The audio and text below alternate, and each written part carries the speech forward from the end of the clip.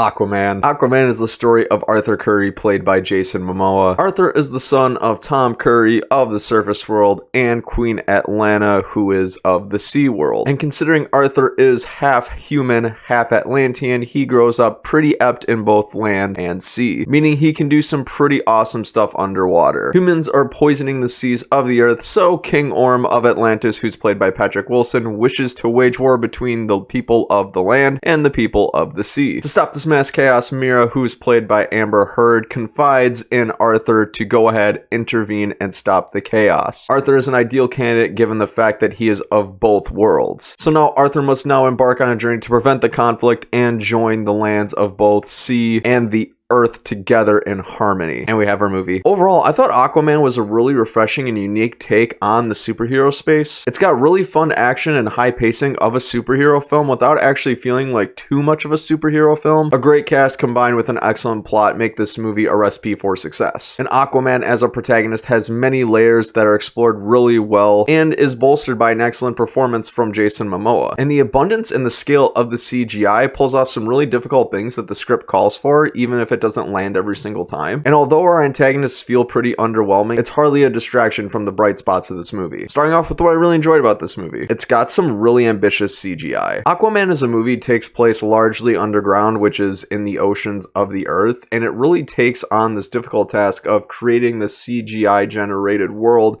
and making it believable. It handles it really sufficiently and creates this vast, beautiful landscape that feels like it goes on forever. You truly feel like you're in the sea watching these events unfold, and it's really beautiful. But considering the scale of that task, the CGI doesn't always come off as perfect. Sometimes you look at these things or even look at characters' movements and they can feel kind of unearthly and even sometimes distracting, but these feel like more speed bumps in the process, and I really commend the movie for taking on this giant challenge because it handles it with grace for the most part. Because the scale of the CGI in this movie is much akin to the likes of Avatar, which is one of the most heavy CGI films of all time. Also, Aquaman's got a great cast that gives great performances. Many members are veteran actors who bring their expertise to each of their respective roles, and they really elevate their characters. Their performances really eliminate any shallow or uninspired characters, and they do a great job in supporting Jason Momoa as their lead. You not only get the great Aquaman to understand and empathize with, but with these great performances, you gain additional characters to latch onto, which makes the whole experience that much better. When these actors are on screen, you get more invested in their characters, you get something to latch onto, you get more invested in the conflict, and thereby you get more invested into the movie. Also, Aquaman is a really likable protagonist. Arthur Curry as a protagonist is sufficiently deep, and the movie takes the time to explore him, his morality, his values, and what's important to him. We get a glimpse into many pivotal moments of his life from childhood to adolescence and into his current state as an adult. The challenges that come with being half human, half Atlantean are explored and really get your mind turning, and it makes it a lot of fun because you feel like you get to understand Arthur. Even though you'll never know what it feels like to be half human, half Atlantean, you at least get a glimpse into what his life is like and how it in turn affects him and has affected and shaped who he is as a person. The exploration of a lot of these moments and these challenges really give you the full picture of Arthur Curry and his morality and values. And James Wan, as the director of this project, makes you feel like you truly understand Arthur and what makes him tick, including what troubles him and how he uses that to cope with his circumstances. And with that, you get a lot to unpack without feeling like it's too much to handle. Now, what did I not like so much about this movie? Honestly, I thought the antagonists were pretty underwhelming. Aquaman contains multiple antagonists, both of which come across as either uninteresting or just uncompelling. On one hand, you've got King Orm, who is willing to wage war in order to accomplish his goals, and on the other, we've got Manta, who's just out to seek revenge. And while the movie clearly demonstrates why they're going after their goals, it doesn't do anything to really elevate the characters past typical. We've seen war and vengeance be motivations for antagonists since the dawn of time, and the movie just doesn't do much to really elevate these antagonists past the typical level. It just doesn't make for a particularly interesting or motivating antagonist that you can really understand. You just feel like you've seen these two characters or antagonists a million times before. And although it doesn't make the movie bad, it just doesn't elevate it to a point where it could have gone. And to make matters worse, one of these antagonists has so little screen time that they largely felt irrelevant to the film and maybe could have even been cut out. So friends, at the end of the day, I'm gonna have to give Aquaman an 8 out of 10. I thought it was pretty great and I highly recommend seeing it. Friends, have you seen Aquaman? If so, what'd you think of it? You know where the comment section is.